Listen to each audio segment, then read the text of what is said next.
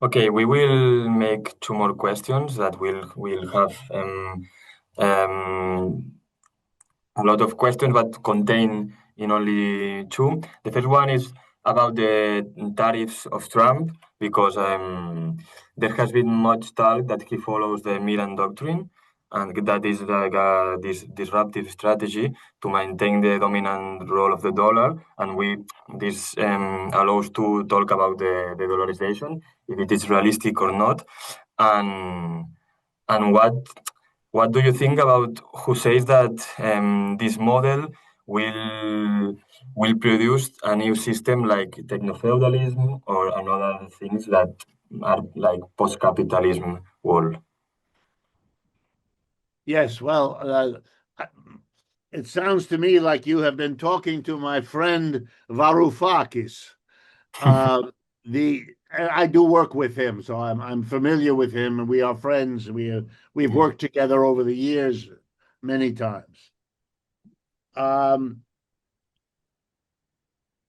I have a slight disagreement with him.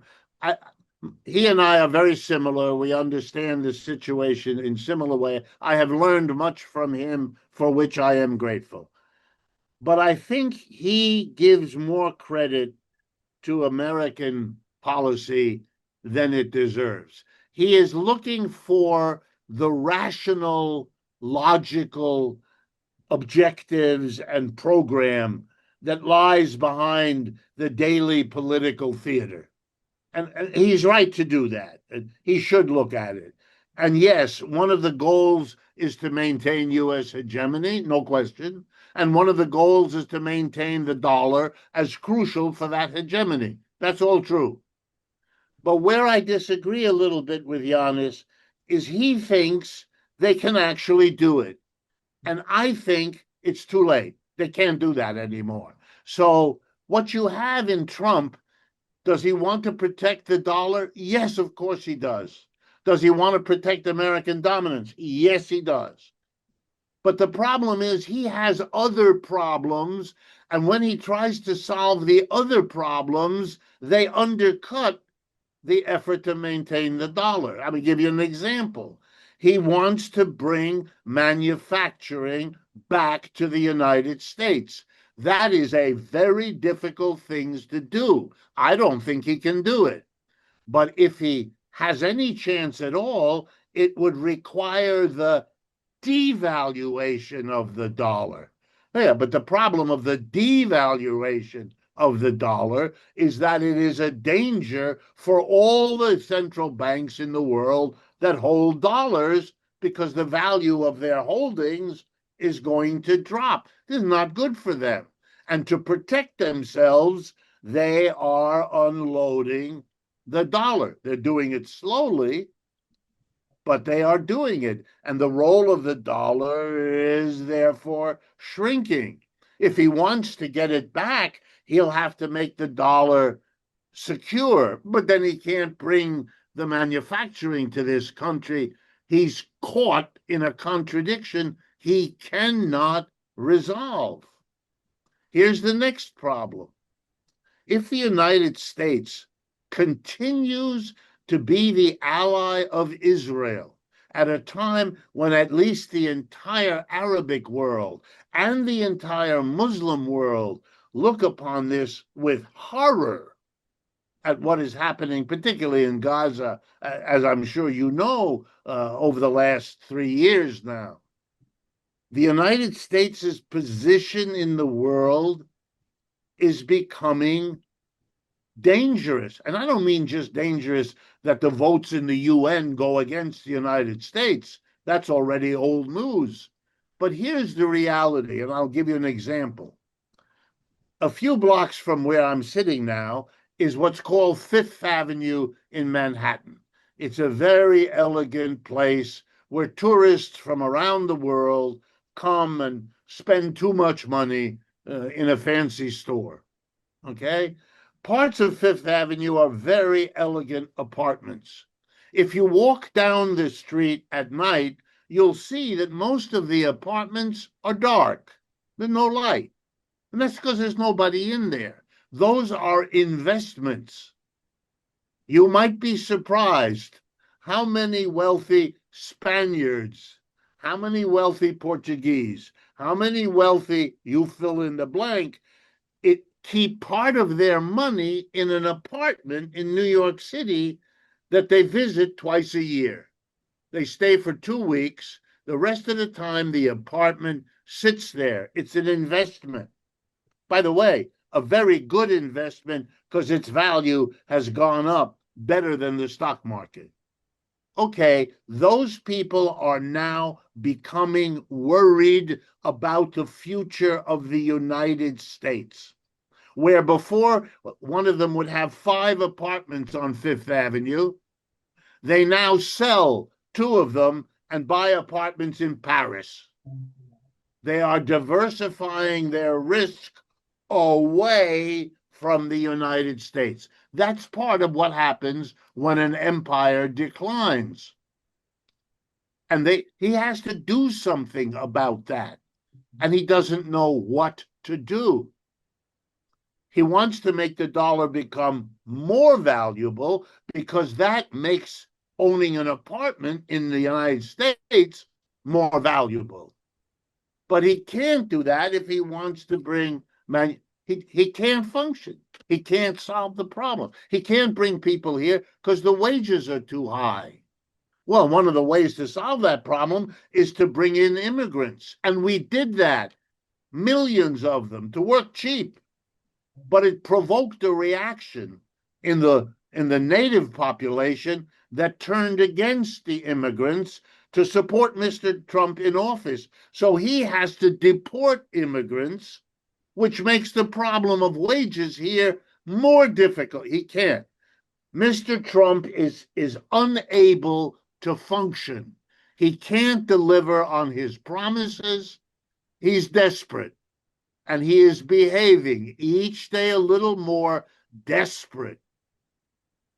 The spectacle of the Europeans falling all over themselves to please Mr. Trump is an unspeakably stupid mistake, because he's going down.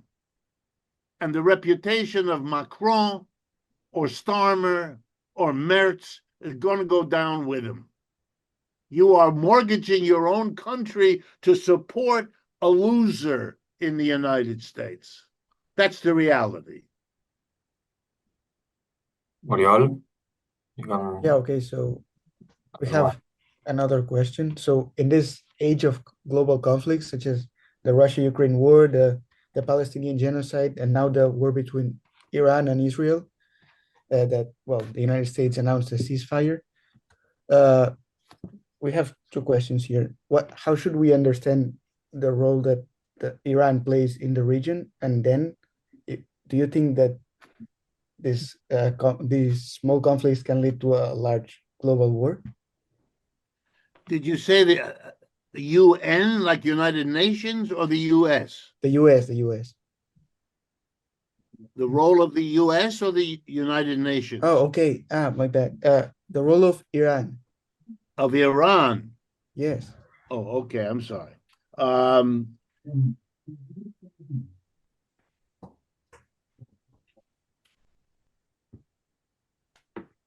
Iran will become either a disaster like Ukraine or a major power in the world of the future. And the reason for that has to do not with the oil, although that's a very important part of Iran's economy and its future. No, the most important thing is the role of Iran on the Belt and Road Initiative from China to Europe. That, if you look at the map, that Belt and Road goes right up through the middle of Iran, from one end of it to the other.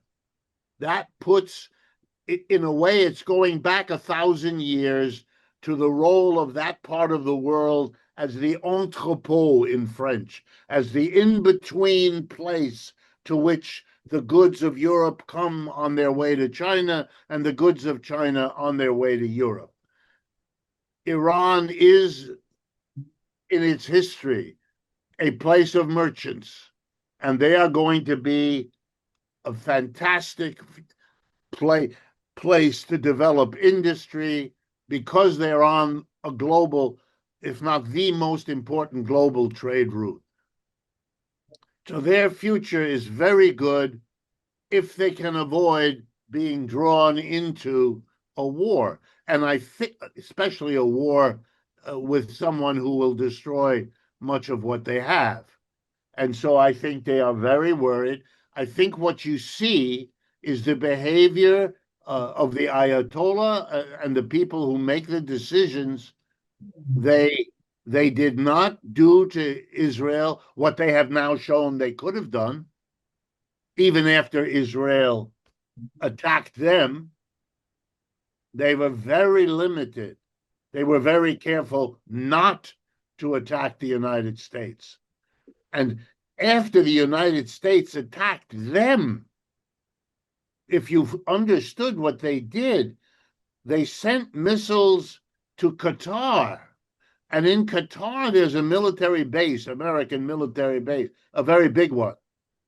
But they informed the Qatari government before Iran sent the missiles. They informed the Qatari government when the missiles would get there and that the missiles would not bother Qatar, just the American military base.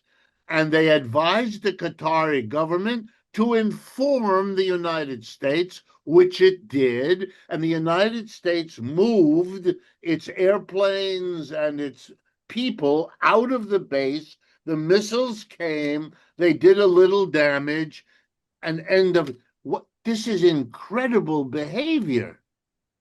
This is the behavior of a government that wants almost at all costs not to be involved in a long war of attrition.